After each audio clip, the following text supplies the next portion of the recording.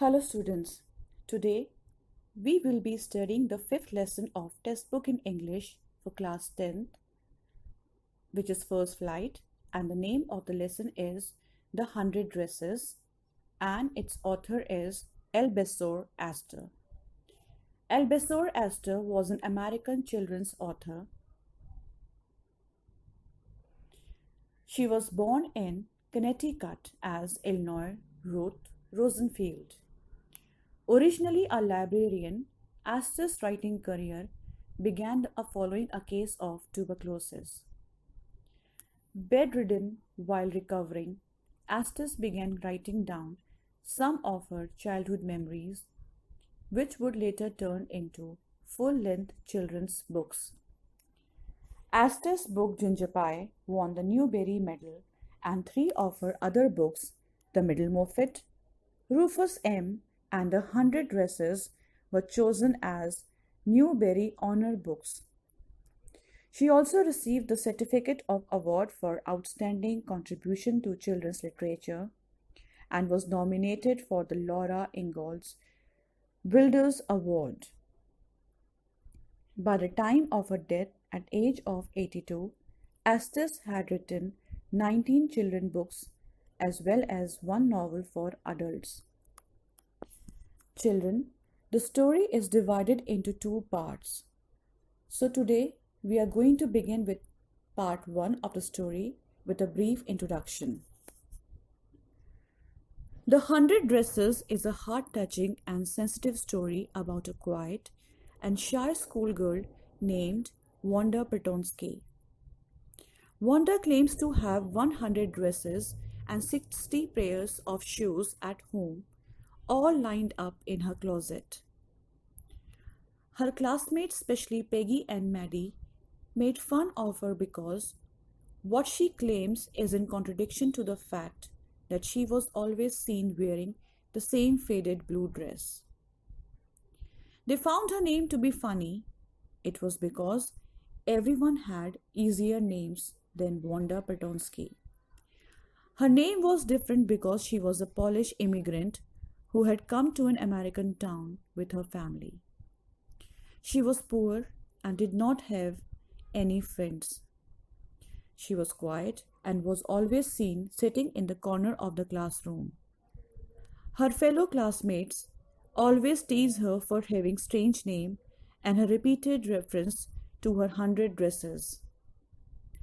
The truth about the 100 dresses unveils when she submitted her 100 drawings in a drawing contest. They were the same 100 dresses. She used to talk about it. All of them were immensely beautiful. Children, the story is based on the theme of discrimination, judgmental attitude people have for people around us. Most of us judge others by their wealth, possession, and social status. In this story, we see Wanda being judged for her unique name and qualities. She is seen as different in many ways: the way she dresses, her looks, and lengthy and funny name. Nobody wants to see the real Wanda, who is dedicated, talented, simple, honest, and hardworking. Peggy and other girls make fun of her, tease her, and harass her almost every day.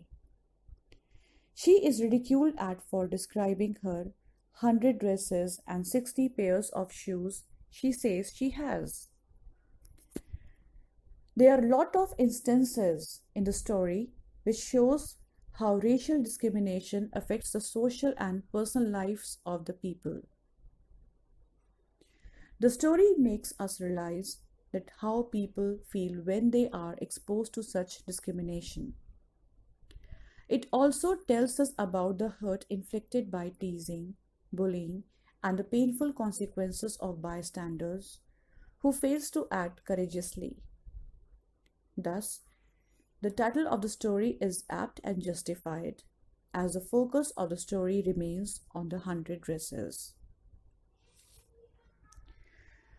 Let's move on to the detailed summary of the lesson. Wanda Petowski sat in the seat next to the last seat in the last row in room number 13. Only rough boys who did not get good marks sat there. It was this corner where there was more scuffling of feet and most roars of laughter when anything funny was said. It was also the corner where one could find most mud and dirt on the floor. Nobody knew why she chose to sit in the last row. Perhaps she came from a place called Boggins Heights. It was the place where poor immigrants lived.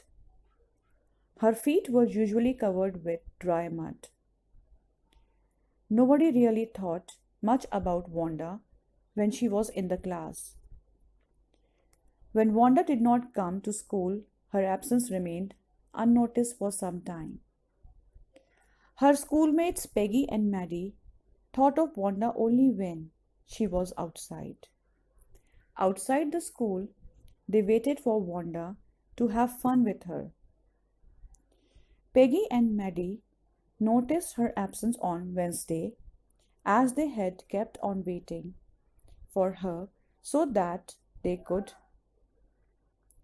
have some fun with her. Peggy was the most popular girl in school. She was pretty, had beautiful clothes, and her hair was curly. Maddie was her closest friend. Wanda Petonsky was rather a strange name for the children in room number 13. They did not have names like that. They had names easy to say, like Thomas, Smith, or Ellen. Wanda did not have any friends. She came to school alone and went home alone. She always wore a faded blue dress. It was clean but never ironed properly. Sometimes the students of the class surrounded her at playtime. Peggy and other girls always tried to tease Wanda in a most courteous manner. She would ask her how many dresses she had. She would tell them she had 100 dresses. They further asked her about 60 pairs of shoes that she said she had. The girls would burst into shrieks and peals of laughter. The only dress Wanda wore was a faded blue one.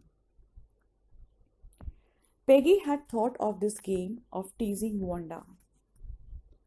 She did not think that she was being cruel towards Wanda. She asked Wanda again and again about her dresses as she thought Wanda was telling a lie. Maddie was not like Peggy. She did not like asking Wanda how many dresses, shoes, and hats she had. Maddie was poor herself. She often wore old clothes, usually given by someone else. She felt embarrassed when Peggy questioned Wanda in a mocking, polite voice.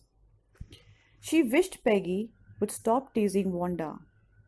She pictured herself in the schoolyard, a new target for Peggy and other girls. Peggy might ask her where she got the dress that she had on.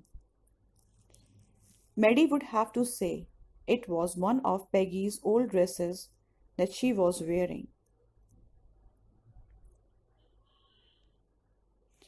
Maddie started writing a note to Peggy not to bully Wanda. Suddenly, she realized that she herself wore Peggy's second-hand clothes. She wished Peggy should stop mocking at Wanda on her own. She thought Peggy was her closest friend, whereas Wanda was not. Therefore, she tore the note and threw it away. A drawing and color contest was going to be organized in the school. For girls, this contest consists of designing dresses. The boys were to design motorboats in the contest. Maddie thought Peggy would win the contest. She was good at designing The next day, when they entered the room, they were amazed to see drawings all over the room. They were in dazzling colors of lavish designs. These must have been 100, and all were lined up. Everybody stopped and praised this grand work. In no time, Miss Mason announced the winners. Miss Mason announced Jack Bagels from the boys. About the girls, she told that there were just one or two sketches submitted by most girls. But there was a single girl in room 13 who had drawn 100 different designs. All should be proud of her. The judges had viewed that each drawing was worthy of the prize. Wanda Petonsky was the winner. She had been absent for some days, and applauses were due for her. All students were happy and burst into applause. Peggy and Mary noticed that particularly blue and green dresses, which Wanda used to talk about, were displayed there. Children, this lesson underlines the importance of talent, not possessions. We are made to realize how our own judgment about others often goes wrong. We should not judge others by material possessions, but by sterling qualities and potential of an individual. That's all for today. Hope you are able to understand. Thank you.